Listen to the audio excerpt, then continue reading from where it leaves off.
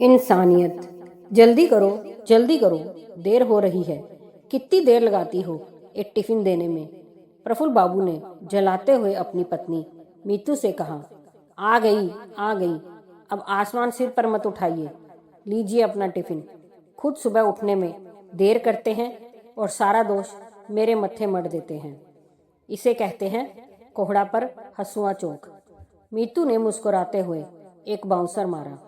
अब प्रफुल्ल बाबू ने आनन फानन में गर्व से अपनी कार स्टार्ट की और सोसाइटी के मेन गेट की ओर निकलने लगे। लेकिन तभी अचानक उन्हें पीछे से किसी ने आवाज लगाई। साहब जी, आगे गली की सड़क रात भर हुई भारी बारिश के कारण धंस गई है।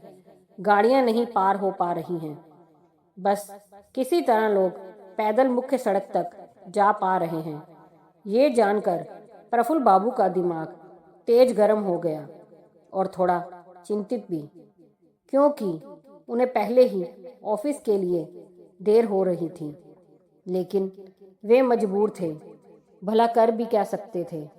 झटपट उन्होंने अपनी गाड़ी रिवर्स कर गैरेज में लगाई और तुरंत पैदल ही निकल गए कि आज तो अब मेट्रो का ही सहारा है। सड़क जहां धसी हुई थी वहां से बचते बचाते किसी तरह पैदल ही आगे निकलकर प्रफुल्ल बाबू ने हड़बड़ी में एक रिक्शे वाले को आवाज लगाई। ओए भाई, कालीघाट मेट्रो स्टेशन चलोगे क्या? क्यों नहीं साहब, जरूर, लेकिन पूरे 50 लूंगा, रिक्शे वाले ने उत्तर दिया। साले, तुम लोग भी मजबूरी का फायदा उठाते हो। भाड़ा 40 रुपए है, लेकिन आज 50 मांग रहे हो। लूट लो जब तक आपदा में अवसर है। प्रफुल्ल बाबू ने गुस्से में अपनी प्रतिक्रिया जाहिर की।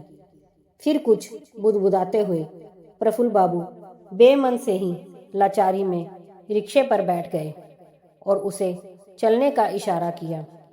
रिक्शे वाले ने आदेश पाकर अपने पैरों से पैडल को दबाया और फिर रिक्शे की चेतना शून्य पहियों ने गति पकड़ ली। थोड़ा मेट्रो स्टेशन तक जल्दी चलना भाई, पहले ही बहुत देर हो चुकी है। लेकिन ये बताओ कि आज थोड़ी सड़क क्या क्षतिग्रस्त हो गई? तुम लोग भी लगे लूटने, हद है यार। मौका परस्ती की। प्रफुल्ल बाबू ने कहा। ऐसा नहीं है साहब, मैं थोड़ा मजबूर हूँ और साथ ही साथ हालात का मारा भी।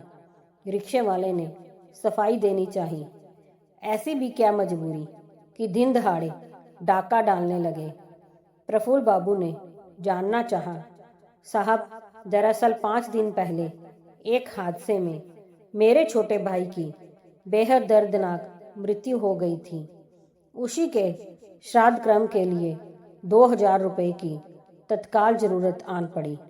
इसलिए सोचा आप जैसे सवारियों से ही कुछ निकाल लूँगा, और अगर फिर भी जुगाड़ ना हो पाया तो अंत में इस रिक्शे को ही बेच डालूंगा। अब लगे फिल्मी कहानी गढ़ने। तुम जैसे 2 नंबरी लोगों के रग रग से वाकिफ हूँ मैं। प्रफुल्ल बाबू ने अपनी आंखों को नचाते हुए कहा। ऊपर वाले की सौगंध साहब, मैं कभी झूठ नहीं बोलता। मुझे अपने छोटे भाई से इतना प्रेम था कि उसके कारण ही आज तक मैंने शादी नहीं की कि कहीं बीवी बच्चों के चक्कर में मेरा प्यार बट ना जाए। रिक्शे वाले ने धीमी स्वर में कहा। मेरी माँ ने मरते समय उसका हाथ मेरे हाथ में पकड़ा कर कहा था कि बेटा, छोटू का ख्याल रखना। ये कहते हुए रिक्शे वाला सिसकने लगा। ओह, तो जरा ये भी बताना कि आखिर तुम्हारा भाई मरा कैसे? प्रफुल्ल बाबू के होंठ फिर हिले। दरअसल 5 दिन पहले एक बड़े रईसजादे ने दारू के नशे में रात को अपनी गाड़ी फुटपाथ पर सो रहे कुछ लोगों पर चढ़ा दी थी, जिसमें 3 लोगों की दर्दनाक मौत हो गई थी। उनमें अन्य 2 बदनसीबों के साथ मेरा भाई भी था। यहाँ सिर्फ कब्रों पर ताजमहल है साहब। मेरी एक टूटी छत को जिंदगी तरसती है हम जैसे की। रिक्शे वाले ने कहा। ये सुन प्रफुल्ल बाबू का माथा ठनका और वे मन ही मन सोचने लगे, अरे हाँ, ये खबर तो मैंने अखबारों में पढ़ी थी। ओह हे प्रभु। उसके बाद प्रफुल्ल बाबू कुछ पल के लिए गहरे चिंतन के सागर में गोताखोरी करने लगे। मानो अचानक उनके मुंह से शब्द गायब हो गए और बेहद गहरी खामोशी उनके इर्द गिर्द मंडराने लगी। चलिए साहब, आ गया कालीघाट मेट्रो स्टेशन। ट्रिंग ट्रिंग घंटी बजाते हुए रिक्शे वाले ने अपनी रिक्शा की रफ्तार को शून्य कर दिया।